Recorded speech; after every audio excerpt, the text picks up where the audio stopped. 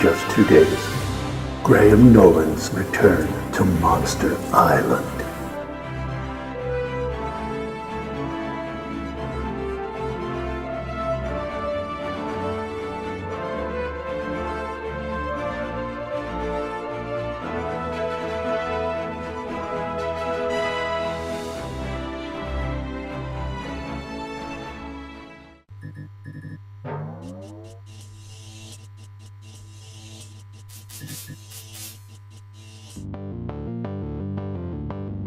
Please remember to like, subscribe and comment, as we love to hear back from our viewers.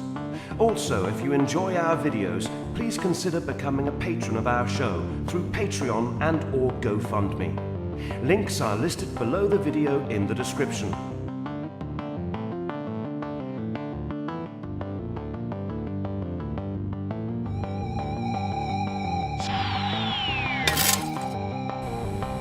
From the deepest, darkest recesses of Dangerous Nerds headquarters, Keith Moncrief and Gerry Kissell. Hey guys, welcome to Pop Culture Minefield. This is Keith. And Gerry. And we're here to talk about explosive stuff. So, first of all, this episode is brought to you by Graham Nolan's Return to Monster Island, which you just watched the video for, and Chuck Dixon's new book, Shrinkage. But it's not what you think. It's not what you think.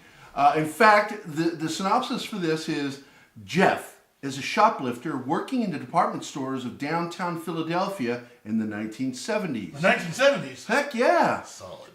Philadelphia in the 70s, man. Yeah. So, slick, professional, and smart, he believes he's all of the above. He thinks he's found the perfect angle when he gets an inside job at the city's premier retail palace over the Christmas season. He's the fox in the henhouse until he draws the wrong kind of attention himself. Suddenly, Jeff's world is out of control, and everything and everyone he cares about is drawn into the web of deceit and danger. So much danger that even he doesn't have the street smarts to escape from. Man, that sounds pretty cool to me. Chuck Dixon, Graham Nolan, these guys are the creators of Bane from Batman. Two of the best Batman, Chuck was the Batman writer, and Graham was absolutely, in my opinion, still one of the greatest Batman artists. So I love promoting their stuff, and they're friends of mine. So, and they're friends of this show. Seems very appropriate during the 80th anniversary of Batman. Exactly. And of course, I want to point out again that Graham Nolan is the person who gave us the name of our show. So, Pop Culture Minefield with Keith and Gerry. So, let's go on to reviews. Yeah. All right. So, now, I don't know about you. Did you see Gotham this week? Have you been keeping up with Gotham? Yeah. Loved it. I know I've got friends that go to my Facebook page, and I'm the only Gerry Kissell on Facebook. There are 3 pages for Gerry Kissell. I'm all 3. So, friend me on all of them. And Gotham is one of those shows where I'm in conflict with some of my friends that love DC but seem to hate that show, and I don't understand why, because I think despite some of the idiosyncrasies, they did a really good job of interpreting the DC universe. Yes. And bringing us a very serious, but at the same time, homage to classic themes and characters. Yeah. I mean, everybody knows that the Riddler was a nothing character. Mm-hmm. We owe the existence of the Riddler we know today thanks to the TV series in '66. Yeah. And of course, they do a great nod to that character. And I love Enigma. I love Penguin in it, Pingy. I love their interpretation of Catwoman. Yeah. Well, she's a girl. All of it is good. It's just a good, solid series. Yeah, it's pre-Batman. We're seeing that period of time when between when Jesus was born and became when Bruce saw his parents die, and became Batman in his 30s. This show is nothing but one big Elseworlds adventure. If you try to treat this like it should be interpreting the comics, you will be disappointed. But if you see it as a giant Elseworlds television series, it works. And you should always approach them that way. Yeah. It's like, because I dislike Arrow, which we'll be talking about in a little bit, because I felt that they stole too much from Batman. Yeah. But if I could have found a way to have watched that show and enjoyed it, it would have been for that one reason, is that we should approach every DC show as if it were an Elseworld series. Because we all know that live action and animation are always different than the static images of a comic book.